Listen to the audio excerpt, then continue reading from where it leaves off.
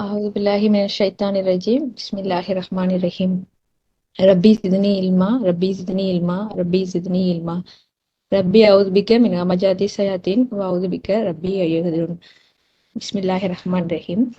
இன்ஷால்லா இன்னைக்கு சொர்க்கத்தை பத்தி இன்ஷால்லா படிக்கிறேன். இன்ஷால்லா சொர்க்கம் கேட்கும் போதே எவ்வளவு ஆனந்தமும் மகிழ்ச்சியும் வருது.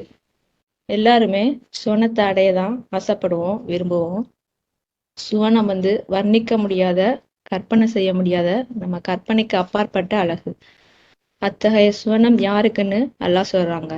நல்லோர்களுக்கும் நன்னறியாளர்களுக்கும் வாக்களிக்கப்பட்டிருக்குன்னு அல்லாஹ் சொல்றாங்க.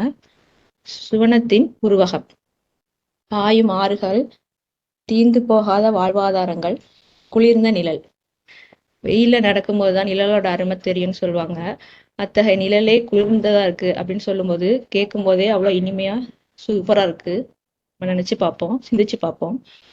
அல்லாஹ் 2 வகையான சொர்க்கத்தை சொல்றாங்க: உயர்வான சொர்க்கம், தாழ்வான சொர்க்கம். உயர்வான சொர்க்கம் இன்ஷால்லா படிக்கிறேன். 56ல 10ல இருந்து 26 வரை. பிஸ்மில்லாஹிர் ரஹ்மானிர் ரஹீம். பின்னர் அங்கே மேன்மையானவர்களில் மேன்மையானவர்களும் இருக்கின்றனர். அவர்கள்தான் அல்லாஹ்வுக்கு மிகவும் நெருக்கமானவர்களாக இருப்பார்கள். பேரின்ப தோட்டங்களில் முதல் தலைமுறையினரிலிருந்து ஏராளமானவர்கள், பிந்திய தலைமுறையினரிலிருந்து ஒரு சிலர் ஆடம்பரமான ஆசனங்களில் ஒவ்வொன்றையும் அனுபவித்தவாறு அவர்கள் அண்மையில் உள்ளவர்களாக இருப்பார்கள்.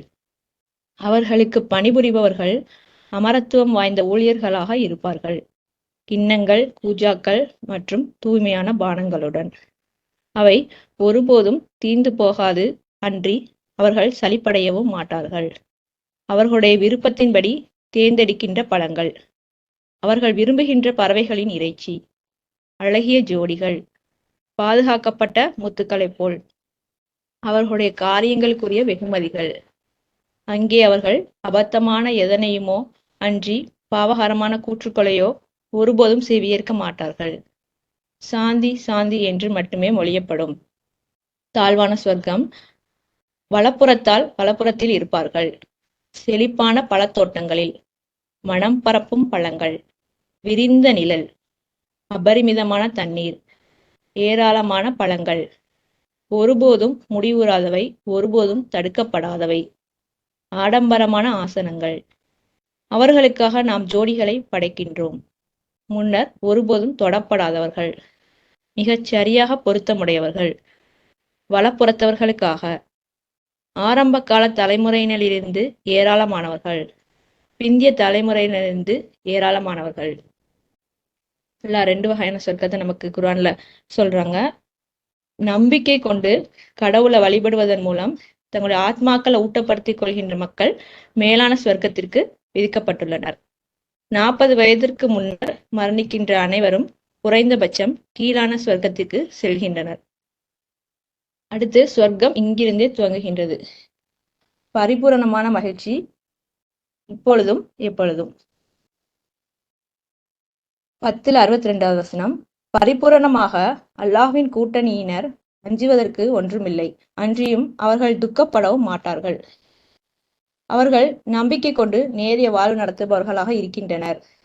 அவர்களுக்கு இவ்வுலகிலும் அவ்வண்ணமே மறு உலகிலும் ஆனந்தமும் மகிழ்ச்சியும் உள்ளது. இது கடவுளின் மாற்ற முடியாத சட்டமாகும். இதுவே மகத்தான பெரு வெற்றியாகும். அடுத்து 16ல் 97ல ஆணோ அல்லது பெண்ணோ நம்பிக்கை கொண்ட நிலையில் எவரொருவர் நன்மையை செய்கின்றாரோ அவர்களுக்கு இவ்வுலகில் மகிழ்ச்சியானதொரு வாழ்வை நிச்சயமாக நாம் வழங்குவோம். மேலும் தீர்ப்பு நாளன்று அவர்களுடைய நன்மையான காரியங்களுக்காக அவர்களுக்குரிய முழுமையான பிரதிபலனை நாம் கொடுப்போம். நம்மளை சுத்தி இப்ப மகிழ்ச்சி இல்லைங்கிறப்ப நம்ம யோசிச்சிருக்கோமா? ஏன் நமக்கு சந்தோஷம் மகிழ்ச்சி இல்லைன்னு? நம்ம எந்த விஷயத்துல நம்ம ஒழுங்கா இருக்கிறோமா? குர்ஆன் ஓதும்போது கவனத்தோட செவியே இருக்கிறோமா? தொழுகும் பொழுது கவனத்தோட அல்லாஹ் மட்டும்னு சரியான நேரத்துல சீராக தொழுகிறோமா? இல்ல திசை மாறி சாத்தானோட வழியில திசை மாறி வேற பக்கம் போறோமா? நன்மையான காரியங்களை செய்யறோமா? எதுல நம்ம கவனம் இல்லாம இருக்கோம் அப்படின்னு சொல்லிட்டு பார்க்கும்போது அதை சரி செய்யும் போது, நன்மையான காரியங்களை செய்யும்போது ஆட்டோமேட்டிக்கா மகிழ்ச்சி வரப்போகுது. ஏன்னா அல்லாஹ் நமக்காக உத்தரவாதம் அளிக்கிறாங்க, எவரொருவர் நம்பிக்கை கொண்ட நிலையில் நன்மையை செய்கின்றாரோ அவருக்கு இவ்வுலகிலும் மறு உலகிலும் மகிழ்ச்சியை தருவோம்னு. ஏன்னா நம்ம பெற்றோர்களான ஆதம் ஏவாள் அவங்கெல்லாம் சுவனத்துல வசிக்கும் போது சாத்தான் அவங்கள ஏய்த்து அல்லாஹ் தடுத்ததை அவங்கள சுவைக்கும்படி செஞ்சு சுவனத்துல இருந்து வெளியேற காரணமானான். அப்படிப்பட்ட சாத்தான் நம்மளை பார்த்துக்கிட்டே இருக்கான், நம்ம கூடயே இருக்கான், நம்மளை எந்நேரமும் கிசுக்கிசுத்திட்டே இருக்கான். எல்லா விஷயங்களையும் நன்மையான காரியங்கள் செய்ய போகும்போது அதை தடுக்கிறதா இருக்கட்டும், தொழுகும் போது கவனம் செலுத்துறதா இருக்கட்டும், ஒவ்வொரு நம்ம ஏதாவது செய்யும் போது அல்லாவோட பாதையில செலுத்தும் போது நம்மளை பல விதங்கள்ல கிசுக்கிறான். அவன்கிட்ட இருந்து நம்ம அல்லாட்ட பாதுகாப்பு தேடி இன்ஷா அல்லாஹ் நன்மையான காரியங்களை செஞ்சு சுவனத்தை அடையணும். அடுத்து 41-30 அல்லாஹுதான் எங்கள் இரட்சகர் என பிரகடனம் செய்து பின்னர் நன்னறியானதொரு வாழ்வு நடத்துகின்ற அவர்கள் மீது மாணவர்கள் இறங்குகின்றனர். நீங்கள் அச்சம் கொள்ள வேண்டாம், அன்றி நீங்கள் துக்கப்படவும் வேண்டாம்.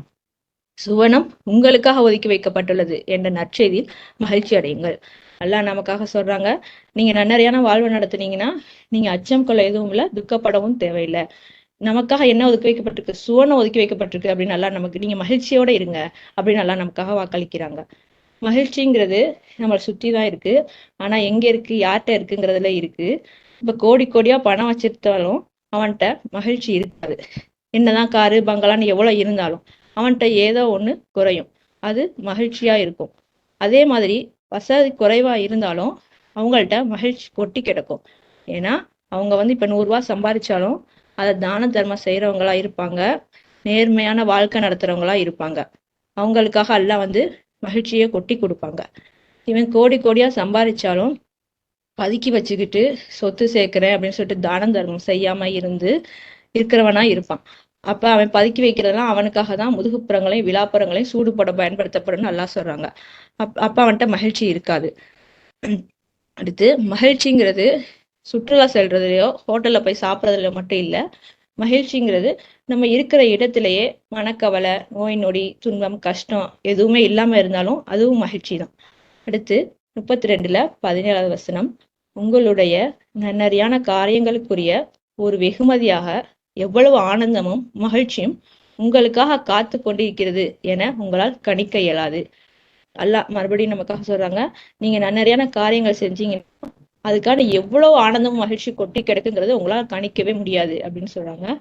அடுத்து 18-107 வசனம், நம்பிக்கை கொண்டு நேரியதொரு வாழ்வு நடத்துபவர்களை பொறுத்தவரை அவர்கள் தங்களுடைய தங்குமிடமாக ஆனந்தமயமானதொரு சுவனத்திற்கு தகுதியாகி விட்டார்கள். நம்பிக்கை கொண்டு நேரிய வாழ்வு நடத்துறவங்களுக்கு சொர்க்கம் தகுதியா இருக்கு. அல்லாஹ் மட்டும்னு நம்பிக்கை கொண்டு விட்டு அல்லாஹ் சொன்ன எப்படி இந்த உலக வாழ்க்கை வாழணும், எந்த மாதிரி செய்யணும், எந்த மாதிரி செய்யக்கூடாது, எதை ஃபாலோ பண்ணணும், எத்தனையோ கட்டளைகளையும் வழிமுறைகளையும் அல்லாஹ் நமக்காக சொல்லி கொடுத்துருக்காங்க. அதன்படி நேரிய வாழ்வு நடத்தினோம்னா நிச்சயமாக நமக்கு சுவனம் தகுதியா இருக்கு இன்ஷா அல்லாஹ். அல்லாஹ் என்ன சொல்றாங்கன்னா, அல்லாஹ் மட்டும் நம்பிக்கை கொண்டு நேரிய வாழ்வு நடத்துறவருக்கு சொர்க்கம்னு சொல்றாங்க.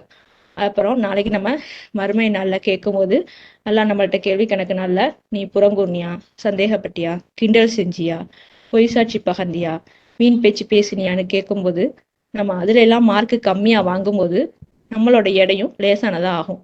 அதனால தினம் தினம் நம்ம செய்யற தவிர ஒரு பாடமா எடுத்து திருத்திட்டு வாழணும் இன்ஷா அல்லாஹ். ஏன்னா அல்லாஹ் நம்மளை கேள்வி கணக்கு கேட்கும்போது நம்ம பதிலளிக்கக்கூடியவர்களா இருக்கிறோம். எடை அதிகமா இருக்கிறவங்க தான் வெற்றியாளர்களா இருப்பாங்க, சுவனத்துல நுழைவாங்க இன்ஷா அல்லாஹ். நம்ம எடை அதிகமாகி சுவனத்துல நுழையணும். ஒரு குடும்பமா நம்ம வாழும்போது அதுல பொழுதோட சண்டை சச்சரவன் இருந்தா அது நல்லாவா இருக்கும்? அவங்களுக்குள்ள கவலை மனக்கசப்பு தான் ஏற்படும். இதே நம்ம கோவப்படாம பொறுமையா இருந்து ஒருத்தருக்கு ஒருத்தர் விட்டு கொடுத்து இயன்றவரை ஒருவரை ஒருவர் சிறப்பா நடத்தி குரல்களை தாழ்த்தி நல்ல நடத்தையை கை கொண்டு வாழ்ந்தா அவங்க சந்தோஷமா வாழ்வாங்க, இவ்வுலகத்திலேயும் மகிழ்ச்சியோடு இருப்பாங்க. அல்லாஹ் சொன்ன முறைப்படி வாழ்ந்ததால மறு உலகத்தின் வீடானது அவங்களுக்காக நிரந்தரமா இருக்கும். இப்ப சில பேர்லாம் இறந்தவங்களுக்காக அல்ஃபாத்திகா, யாசின், மௌலூது ஓதி அவங்க ஆத்மா சொர்க்கத்தை அடையணும்னு துவா கேட்பாங்க. ஆனா அப்படி கேட்கறதுல என்ன பலன் இருக்குன்னு தெரியல. ஏன்னா அல்லாஹ் நமக்காக தெளிவா சொல்றாங்க, நம்பிக்கை கொண்டு நேரிய வாழ்வு நடத்துறவங்களுக்கு தான் சொர்க்கம்னு. அடுத்து எடைகள் கனத்தோரா இருப்பவங்க தான் வெற்றியாளர்களாக இருப்பாங்க. எடைகள் லேசானதாக இருக்கிறவங்க தோல்வி அடைந்தவர்களா இருப்பாங்க. ஒரு நூலிலேயேனும் தப்பித்து ஸ்வர்க்கத்தை அடைகின்ற எவரும் ஒரு மாபெரும் வெற்றியை அடைந்து விட்டார்னு அல்லாஹ் சொல்றாங்க. நன்னறியாளர்கள் ஸ்வர்க்கத்துல மீட் பண்ணும்போது அவங்களோட மலரும் நினைவுகளை பரிமாறிக்கொள்வாங்க அப்படின்னு சொல்றாங்க. இவ்வுலகத்துல ஆடம்பரமா வாழணும்னு நினைக்கிறத விட நம்ம மறு உலகத்துக்காக பாடுபட்டோம்னா ஸ்வர்க்கத்துல ஆடம்பரமான ஆசனங்கள் தர்றாங்க. நம்மளோட ஆடை பட்டாளானதாக இருக்கும். வெள்ளி கிண்ணங்கள், பூஜாக்கள், பானங்கள் பரிமாறப்படும். பழங்கள் நம்ம கை கெட்டக்கூடியதா இருக்கும். வாசனையூட்டும் திரவியங்கள், மனம் பரப்பும் பழங்கள் எல்லாமே கிடைக்கும். அவ்வளோ அழகானதா சொர்க்கத்தை படைச்சிருக்காங்க நமக்காக எல்லாம். இன்ஷா அல்லாஹ் அதை அடையிறதுக்கு நம்ம முயற்சி செய்யணும், பாடுபடணும் இன்ஷா அல்லாஹ். அடுத்து, சோதனை இல்லாம சொர்க்கத்துல நுழைந்து விடலான்னு நினைக்கிறீங்களா அப்படின்னு நல்லா நம்மளை கேட்குறாங்க. அதனால நமக்கும் சோதனை, துன்பம், கஷ்டம் இருக்கு. அதை கடந்து செல்லும் போது அல்லாவோட வெற்றி அருகிலேயே உள்ளது.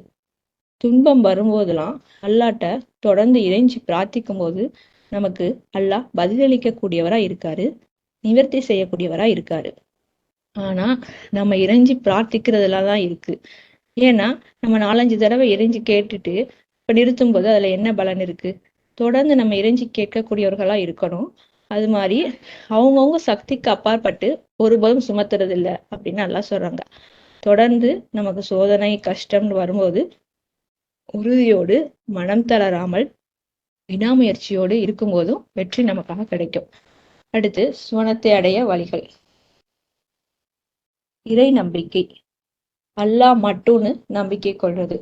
அவருடன் எந்த தெய்வத்தையும் இணைத்து வழிபாடு செய்யாம இருக்கிறது. 4:48 போலி தெய்வ வழிபாட்டை அல்லாஹ் மன்னிப்பதில்லை. ஆனால் தான் நாடுகின்ற எவருக்கும் அதைவிட சிறிய பாவங்களை அவர் மன்னிக்கின்றார்.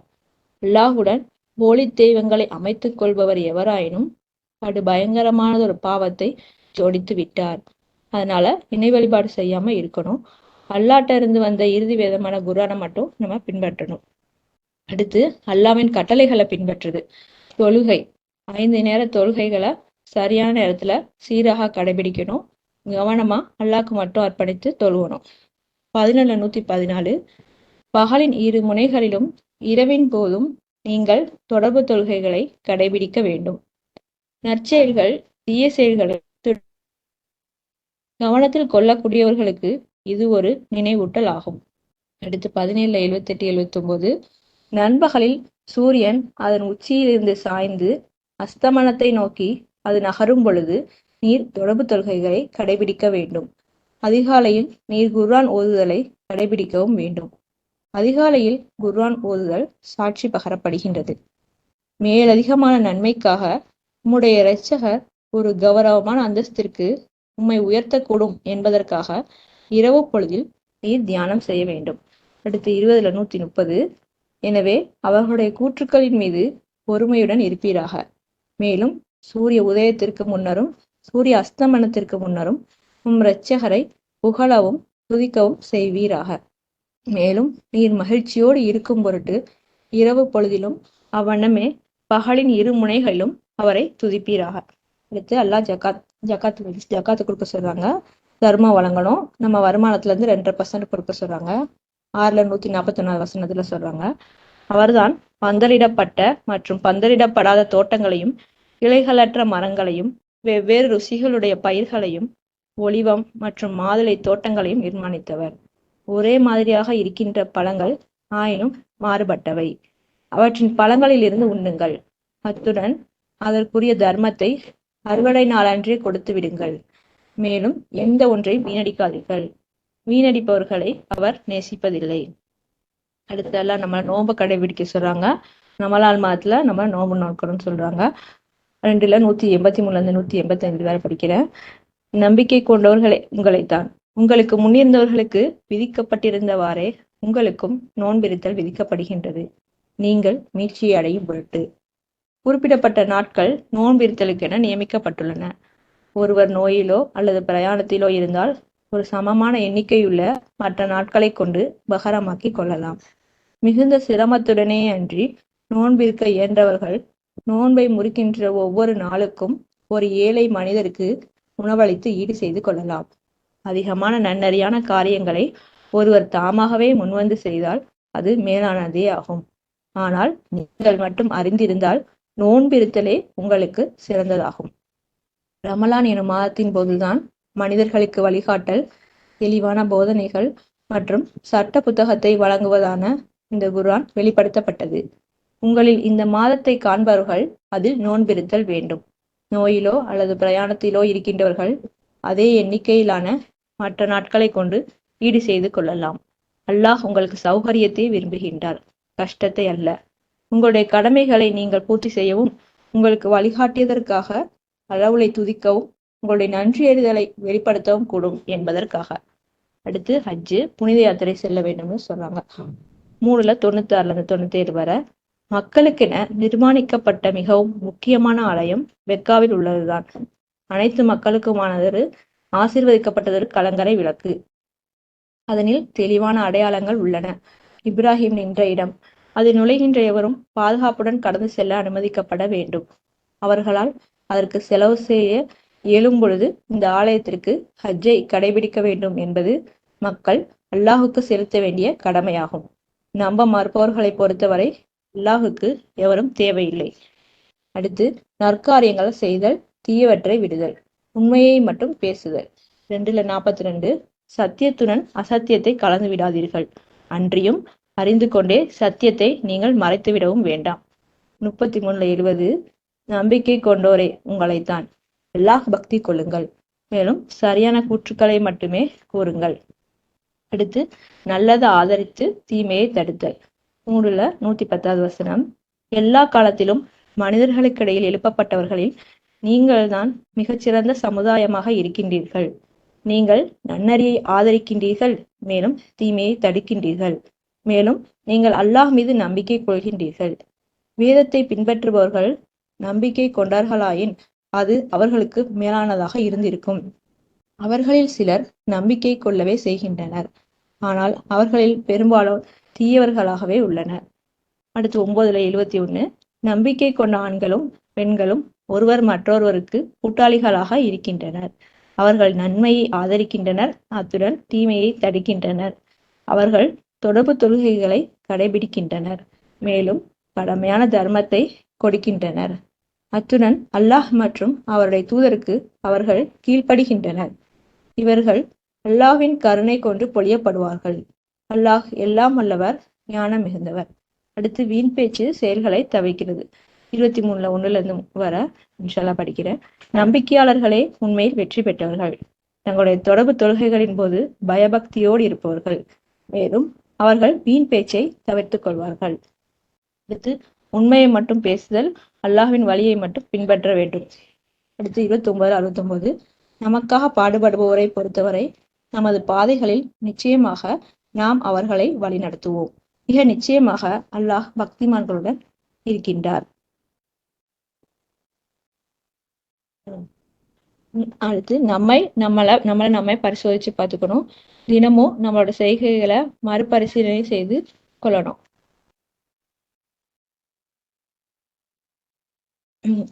அடுத்து நன்றி செலுத்தணும். அதிகமா நம்ம நன்றி செலுத்தணும். அல்லாஹ் நீங்க எவ்வளவுக்கு எவ்வளவு நன்றி செலுத்துகிறோ நான் உங்களுக்கு அவ்வளவுக்கு அவ்வளவு தருவேன் அப்படின்னு சொல்றாங்க.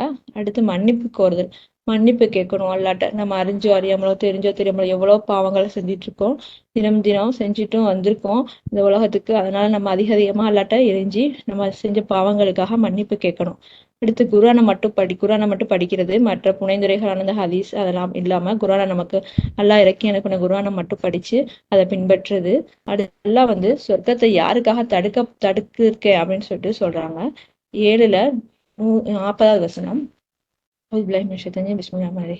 நிச்சயமாக நம்முடைய வெளிப்பாடுகளை ஏற்க மறுப்பதுடன் அவற்றை ஆதரிக்க மிகவும் ஆணவம் கொண்டவர்களாக இருப்போருக்கு ஆகாயத்தின் வாசல்கள் ஒருபோதும் அவர்களுக்காக திறக்காது. அன்றி ஊசியின் காதிற்குள் ஒட்டகம் கடந்து செல்கின்றவரை அவர்கள் சுவனத்திற்குள் நுழைய மாட்டார்கள். குற்றவாளிகளுக்கு இவ்விதமாகவே நாம் கூலி கொடுப்போம். அல்லாஹ் இவங்களுக்கு தான் சொர்க்கத்தை தடுத்திருக்கேன்னு சொல்றாங்க. அல்லாஹ்வோட வெளிப்பாடுகளை ஏற்க மறுத்துட்டு ஆணவம் கொண்டவங்களா இருக்கிறவங்களுக்கு எல்லாம் ஒரு உதாரணத்தை மூலமா சொல்றாங்க அவங்களுக்கு சுவனம் தடுக்கப்பட்டிருக்குது. முடிச்சிடுறேன். ரப்பனா ஆத்தினா ஃபித்துன்யா ஹசனத்தோ வஃபில் ஆஹிரத்தி ஹசனத்தோ வக்கீனா அதாபன்னார். எங்கள் இரட்சகரே, இவ்வுலகில் நன்னறியையும் மற்றும் மறு உலகில் நன்னறியையும் எங்களுக்கு தாருங்கள். மேலும் நரகின் வேதனையிலிருந்து எங்களை காத்திடுங்கள். அக்துப்லனா பிஹாதி ஹித்துன்யா ஹசனத்தோ வஃபில் ஆஹிரத்தி இன்னா ஹுத்னா இலைக்க. மேலும் இவ்வுலகிலும் மறு உலகிலும் எங்கள் மீது நன்னறியினை விதித்திடுவீராக. நாங்கள் முன்பால் மீண்டு விட்டோம். அஜ்அல்னி மின் வரசதி ஜன்னத்தின் நயீம். பேரானந்தமயமான சுவனத்தின் வாரிசுகளில் ஒருவராக எங்களை ஆக்குவீராக. சொர்க்கம் என்பது எளிதாக கிடைக்காது. ஆனா அல்லாவோட கருணையால நம்ம அதை பெற முடியும். நம்ம இந்த உலகில நேர்மையாக வாழ்ந்து நற்குணங்களுடன் இருந்தா அல்லாவின் அருளால நிச்சயமா நம்ம சொர்க்கத்துல சேரலாம். இன்ஷா அல்லாஹ் சுவனத்தை அடைய அல்லாவை மட்டும் போற்றிக் கொண்டு நேரான வழியில சென்று குர்ஆனை மட்டும் முழுமையாக ஏற்று வாழ்ந்து மறு உலகத்துக்காக தயார்படுத்திப்போம். இன்ஷா அல்லாஹ். கற்றுக் கொடுக்க அல்லாஹ் போதுமானவர். கற்றுத்தந்த அல்லாஹுக்கு புகழ் அனைத்தும். அல்ஹம்துலில்லாஹ். மாஷா அல்லாஹ். அஸ்ஸலாமு அலைக்கும்.